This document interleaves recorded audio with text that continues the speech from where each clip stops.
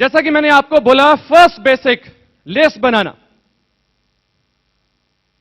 क्यों जरूरी है? यह आपके इस बिजनेस को बड़ा बनाने की सबसे मजबूत नींव है, सबसे पहला स्टेप, बेसिक रिक्वायरमेंट है।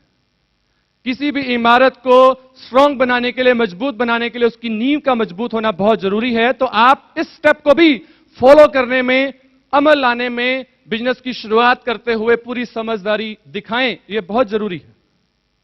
क्योंकि मल्टी लेवल मार्केटिंग का जो रॉ मटेरियल है, यानी कि कच्चा माल है, वो आम लोग हैं। वो लोग जिन्हें आप जानते हैं और वो लोग भी जिन्हें आप नहीं जानते। उन्हें कैसे आपको शामिल करना है इस बिजनेस में, उसके लिए एक योजना का बनना जरूरी है। और उस योजना को बनाने के लिए उसकी रूपरेखा को एक कागज पर उतारने को हम लिस्ट कहते हैं। क्यों बनाना जरूरी है, उसका फॉर्मेट क्या होगा, यह मैं आपके साथ बाद में शेयर करूंगा। यह इसलिए जरूरी है, इंपॉर्टेंस इसलिए है क्योंकि हम एक समय पर बहुत सारे लोगों के नाम याद नहीं रख सकते।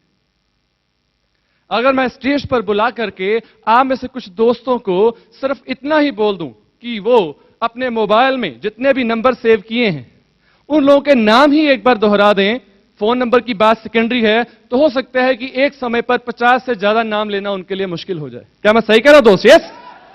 जबकि हमारे जानने वाले लोगों की गिनती 100, 200, 300, 400, 500 से ज्यादा होती है। उन सब लोगों के नामों को लिस्ट में उतारने के बाद आप अपने दिमाग को फ्री कर सकते हैं दूसरे इंपॉर्टेंट कामों के लिए।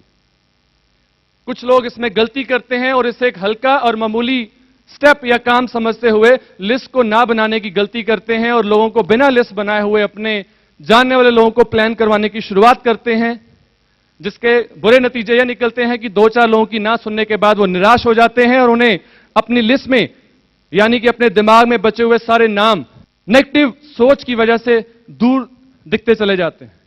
यानी कि सबसे इंपॉर्टेंट बात जो मैं आपको कहना चाह रहा था यह कि आपको बहुत सारे नाम एक समय पर याद रखना मुश्किल होता है, इसलिए जब आप उसे कागज पे उतार लेंगे तो आपके लिए ज्यादा आसान होगा आगे बढ़ना।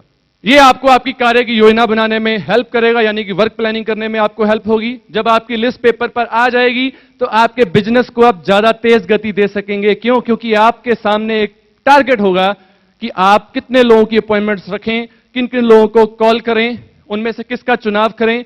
यह चीज जब एक ब्लूप्रिंट के रूप में कागज एक पन्ने पर लिखी जा चुकी होगी तो आपके लिए सोचना और उस पर योजना बनाना आसान और बेहतर हो जाएगा। क्या मैं सही कह रहा हूं दोस्त? यस। आमतौर पर इस बिजनेस में जब हम शुरुआत करते हैं तो लिस्ट को 2 भागों में बनाया जाता है या बनाना चाहिए, इसलिए कि हमारे जानने वाले लोगों में कुछ लोग ऐसे रहते हैं जो हमारे सीमित एरिया में हैं, यानी कि हमारे लोकल जानने वाले लोग, फ्रेंड्स, रिलेटिव्स, सब लोग। और सेकंड लिस्ट को हम कहते हैं आउट स्टेशन लिस्ट, यानी कि लिस्ट को 2 भागों में बनाया जाना चाहिए, एक है लोकल लिस्ट और एक है आउट स्टेशन लिस्ट। क्या मतलब है इस बात का? लोकल लिस्ट में जो आपके 100 किलोमीटर के दायरे में जानने वाले लोग हैं आप उनके नाम लिख सकते हैं, और आउट स्टेशन लिस्ट में जो 100 किलोमीटर से ज्यादा दूरी वाले लोग हैं उनके नाम लिखिए। कहने का भाव यह है कि लोकल लिस्ट पर आप तुरंत शुरुआत कर सकते हैं, उन्हें मिलने के लिए आपको ज्यादा वक्त नहीं लगेगा। आप एक दिन में 2 लोगों को, 4 लोगों को, 6 लोगों को अपॉइंटमेंट रख सकते हैं। और आउट स्टेशन के लिए आपको स्पेशल जाना होगा, इसलिए दोनों कामों के ऊपर एक्शन एक योजना के अनुसार हो। पहले से नाम अलग अलग लिस्ट में लिखने से आपके लिए उस पर प्लानिंग बनाना आसान होगा और आपकी अपलाइन को आपको गाइड करना आसान हो जाएगा। क्या मैं सही कह रहा हूं दोस्त? यस। लिस्ट बनने के बाद उसका फिर से हम डिफरेंशिएट कर सकते हैं, करना चाहिए। उसे बोला जाता है 2 भागों में बांटना, एक वार्म लिस्ट और एक कोल्ड लिस्ट। वार्म लिस्ट हम किसे कहते हैं? जिन लोगों के बारे में हमारा यह अंदाजा रहता है कि अगर मैं इसको प्लान बताऊंगा तो यह निश्चित ज्वाइन कर लेगा। क्यों? क्योंकि हमारे संबंध उसके साथ ज्यादा मजबूत होते हैं। और एक कोल्ड लिस्ट जिसके बारे में हमारा अंदाजा रहता है कि यह शायद नहीं करेगा या ये मेरी बात नहीं मानेगा, उनके नाम आप कोल्ड लिस्ट में डालते हैं। वार्म लिस्ट में आप प्लान के लिए अपनी अपलाइन की मदद लें ताकि वो और भी जल्दी से आपके साथ सिस्टम में ज्वाइन हो जाएं। और कोल्ड लिस्ट के लिए आप खुद से अपनी अपलाइन से सीखने के बाद प्लान की शुरुआत करें। क्यों? क्योंकि ये चीज आपको बिजनेस को सिखाने में आपकी मदद करेगी। प्रैक्टिस मैच खेलने के लिए भी तो कुछ लोग चाहिए दोस्त। क्या मैं सही कह रहा हूं? यस। जिस व्यक्ति के बारे में हमारी सोच है वो नहीं करेगा, अगर आप उसको प्लान दिखाएंगे, आप तो पहले से जानते हैं वो नहीं करेगा। मेरी बात समझ रहे हैं? नहीं करेगा, अच्छी बात, कर लिया तो आपका बोनस, नहीं करेगा तो आपकी तो प्रैक्टिस हो रही। क्या मैं सही कह रहा दोस्त? यस। और ये गिनती को बढ़ाने में आपकी ज्यादा मदद करेगा। लिस्ट बनाने के बाद उसको फॉर्मेट के आधार पर बनाना चाहिए। आपकी अपलाइन आपको गाइड कर देगी और करती है कि आपको लिस्ट में ये चीजें लिखनी है। एक लिस्ट बनाने का मतलब है रफ पेपर पर नाम लिखा और सामने उसका नंबर, या खाली नाम ही लिखते हैं कई लोग। ये एक गलत तरीका होगा बिजनेस में आगे बढ़ने का। सही और बेहतर और प्रोफेशनल तरीके से चीजों को फॉलो करने से आपके लिए सफलता का रास्ता आसान हो जाता है। धन्यवाद। यह भी मेरे सेशन का एक इंपॉर्टेंट हिस्सा है कि आप जब किसी सेमिनार में शामिल हो, नोट फॉर मी, मेरे लिए नहीं, ये सोचते हुए कि आप अपने लिए और इस ग्रेट सिस्टम के लिए ताली बजा रहे हैं जिसका नाम है ड्यूसॉफ्ट। तो ड्यूसॉफ्ट के लिए ताली कैसी होनी चाहिए दोस्त? धन्यवाद। ये माहौल में शामिल रखिएगा, ये आपको भी ऊर्जा देगा और मुझे भी ऊर्जा देगा, और मुझे लगेगा कि आप हमारी बात को, यानी कि इस बिजनेस में आगे बढ़ रही कन्वर्सेशन को एंजॉय कर रहे हैं।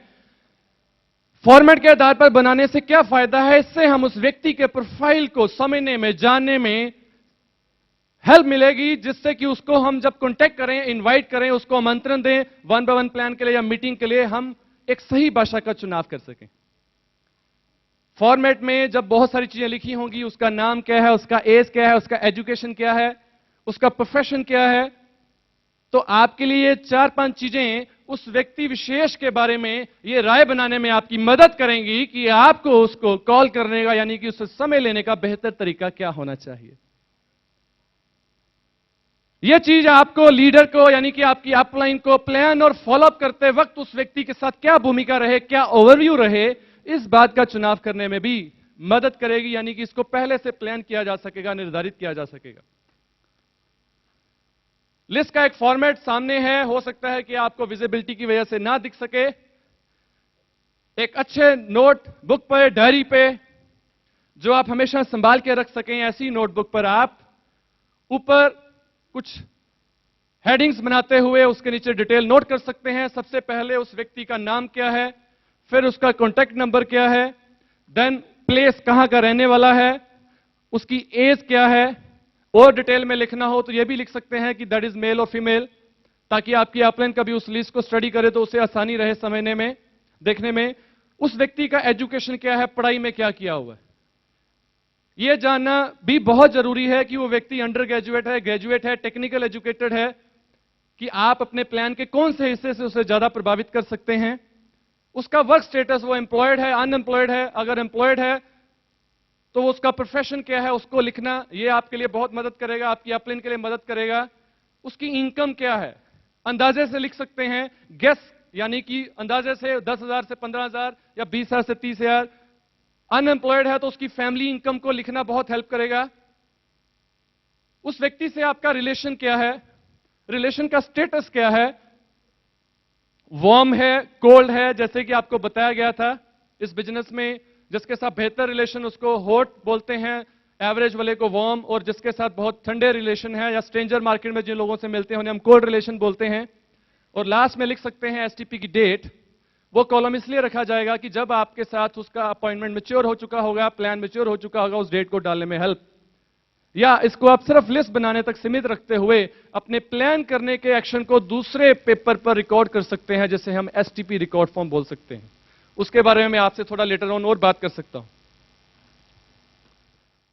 लिस्ट बनाने में इंपॉर्टेंट है क्या, लिस्ट बनाने के लिए कौन से कदम आपको हेल्प कर सकते हैं, कौन सी चीजें आपके लिए ज्यादा मदद करेंगी उन नामों के बारे में सोचने के लिए। लिस्ट बनाने के लिए आप अपने मोबाइल फोन की हेल्प ले सकते हैं। मोबाइल फोन में जितने भी नाम सेव किए गए हैं उनमें हर व्यक्ति आपको जानता है, इसलिए वो सेव है। कई बार लोगों से बात करने पर कहा जाता है लिस्ट बनाइए, तो वो कहते हैं मैं ज्यादा लोगों को नहीं जानता। इसी तरह से एक एक्सरसाइज में एक बार मेरी डाउनलाइन ने जब ये कहा कि सर मैं ज्यादा लोगों को नहीं जानता, तो I said just give me your phone. Phone लेने पर जब मैंने उसके नंबर स्क्रॉल करने शुरू किए तो लगभग 120 से ज्यादा नाम उसमें लिखे हुए थे। तो जस्ट आज की दोस्त आप इन्हें जानते हैं, इसलिए ये मोबाइल में नेम सेव है। यस, यही तो वो लोग हैं जिन्हें मिलने के लिए आपको शुरुआत करनी है। आसान हो गया, यानी कि नामों की लिस्ट बनाने में सेल फोन आपको मदद कर सकता है। एड्रेस बुक जो हम पहले यूज करते थे, उससे आपके रिलेटिव्स के नंबर आपको मिल जाएंगे। आपकी पुराने किसी फंक्शन की एल्बम, उसमें बहुत सारे चेहरे ऐसे होते हैं जिनसे हम आज कांटेक्ट में हो सकता है ना हो। उन एल्बम को देखने से आपको याद आएगा इसका नाम भी लिखना चाहिए, इसका भी लिखना है, इसका भी लिखना है। ये चीज आपको काफी हेल्प करेगी। और भी ऐसी चीजें हैं जो आपको लिस्ट बनाने में मदद करेंगी। लिस्ट बनाने में एक बेसिक स्टेप बोला जाता है, आप फ्रेंड्स फार्मूले को यूज करें। एफ मतलब फ्रेंड्स, सब दोस्तों के नाम एक बार सोचने से आप उस लिस्ट को मुकम्मल कर सकते हैं। आर फॉर रिलेटिव्स, रिश्तेदारों के नाम सोचने से आपके लिए सोचना आसान हो सकता है। इसी तरह से आपके नेबर्स हो गए।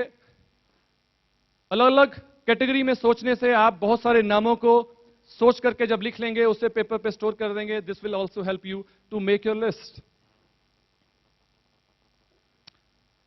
लिस्ट बनाने में अक्सर जो लोग कई बार गलती करते हैं कि नाम लिखने से पहले उस व्यक्ति के बारे में ऐसा सोचना शुरू कर देते हैं कि शायद ये नहीं करेगा, या ऐसा भी कि ये नहीं कर सकता। इसको हम बोलते हैं कि वो प्री जज करते हैं। इस बिजनेस में सिखाया जाता है कि आप कभी भी प्री जज ना करें। किसी भी व्यक्ति विशेष के बारे में यह अंदाजा ना लगाएं कि वो इस बिजनेस को नहीं कर सकता या नहीं करेगा।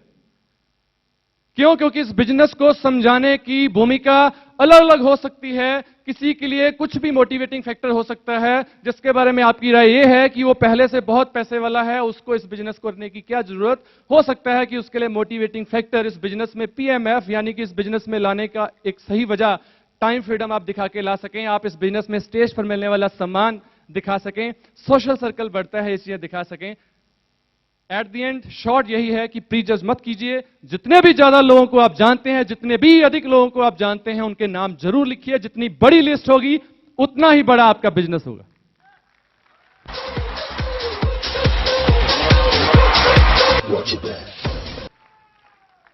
अपने से एक टेस्ट करके देखिएगा कि कितने लोगों के नाम, कम जानने वाले, ज्यादा जानने वाले लोगों के नाम शामिल कर सकते हैं। रॉयल्टी के लिए कितनी ज्वाइनिंग चाहिए होती है? सोचिए कि 1250 लोगों को प्लान करने से पहले अगर सिर्फ नाम लिखने से ही आपको रॉयल्टी मिल रही हो, तो 1250 नाम लिखने में आप कितना समय लेंगे? शायद एक दिन भी आपके लिए ज्यादा पड़ेगा। क्या मैं सही कह रहा दोस्त? यस, धन्यवाद। इसमें और जो चीज हेल्प कर सकती है, उन लोगों के भी नाम लिखिए जिन्हें आप कभी पास में, बहुत पुराने समय में, अतीत में जानते थे। आपके प्राइमरी स्कूल के क्लासमेट्स हो सकते हैं जिन्हें अब आज आप दोस्त नहीं मानते, पर वो आपकी पहचान में आज भी हो सकते हैं। आपके पुराने प्राइमरी स्कूल के फ्रेंड्स, आपके 8th से 10th आपकी प्लेग्राउंड्स के फ्रेंड्स, कॉलेज के फ्रेंड्स, इंस्टीट्यूट्स के फ्रेंड्स। फ्रेंड्स सिर्फ एक नहीं, उसमें भी बहुत सारी कैटेगरी बनाते हुए आप इस लिस्ट को लंबा कर सकते हैं। लिस्ट बनाने में एक चीज और इंपॉर्टेंस, आपको एक पॉइंट उस समय आपको हेल्प करेगा कि आप उन लोगों के नाम को अपेक्षित रूप में प्रेफरेंस दें, ज्यादा लिखें, जो आपके सोशल सर्कल में, इकोनॉमिकल स्टैंडर्ड में आपसे बेटर हो। क्योंकि लोग कई बार गलती करते हैं, हमेशा अपने नीचे वाले लोगों के नाम लिखते हैं क्योंकि उन्हें लगता है उन्हें वो आसानी से ज्वाइन करवा सकते हैं, और ऊपर वाले लोगों को वो हेजिटेशन की वजह से छोड़ देते हैं। ऐसा नहीं करना चाहिए। आप उन लोगों के नाम लिखें, ऐसे लोगों के जो आपके सोशल और इकोनॉमिक स्टैंडर्ड में आपके बराबर या आपसे ज्यादा हो।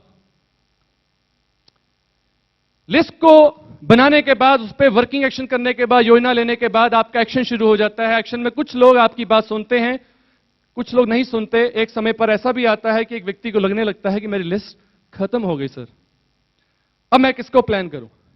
एक नेटवर्कर होने के रूप में आपको अपने स्वभाव में, अपनी आदतों में कुछ ऐसा बदलाव लेके आना चाहिए कि ये लिस्ट खत्म होने वाली प्रॉब्लम आपकी खत्म हो जाए। वो कैसे? हमेशा मौकों की तलाश में रहिए। जिन भी लोगों से आप संपर्क में आए, उन्हें दोस्त बनाने की पहल कीजिए।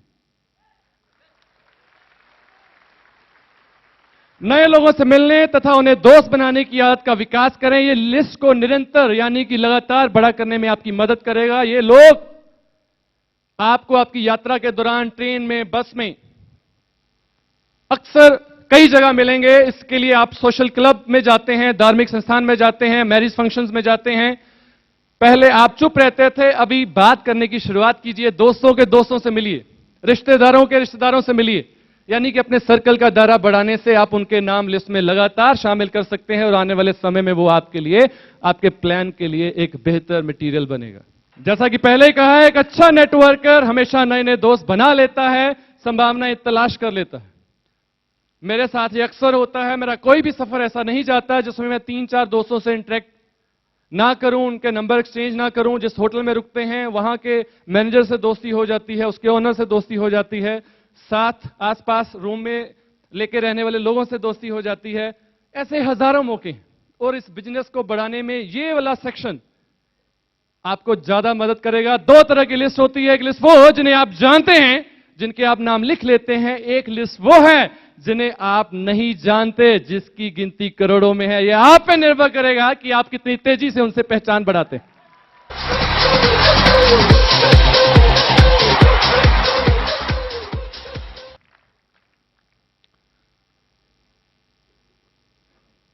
दोस्त, लिस्ट के एनालाइज करने पर, लिस्ट को बढ़ाने पर आपकी सीसी लिस्ट हो, यानी कि कोड कंडक्ट जिसको लिस्ट बोलते हैं, ये लगातार बढ़ती रहनी चाहिए। एक रेफरेंस लिस्ट होती है। जिन भी लोगों को प्लान किया जाता है उनसे फर्दर रेफरेंसेस लेकर के उन लोगों के प्लान करना उस लिस्ट को बड़ा करने में आपकी मदद करता है। जिन लोगों ने नो बोला उनसे भी रेफरेंसेस लेके इस लिस्ट को बढ़ाया जा सकता है। ये इसका एक एडवांस वर्जन होगा जो आप अपनी अपलाइन से जानेंगे, सीखेंगे, फिर आगे बढ़ेंगे। लिस्ट बनाने तक जो आपसे फर्स्ट बेसिक था वो मैंने आपसे शेयर किया।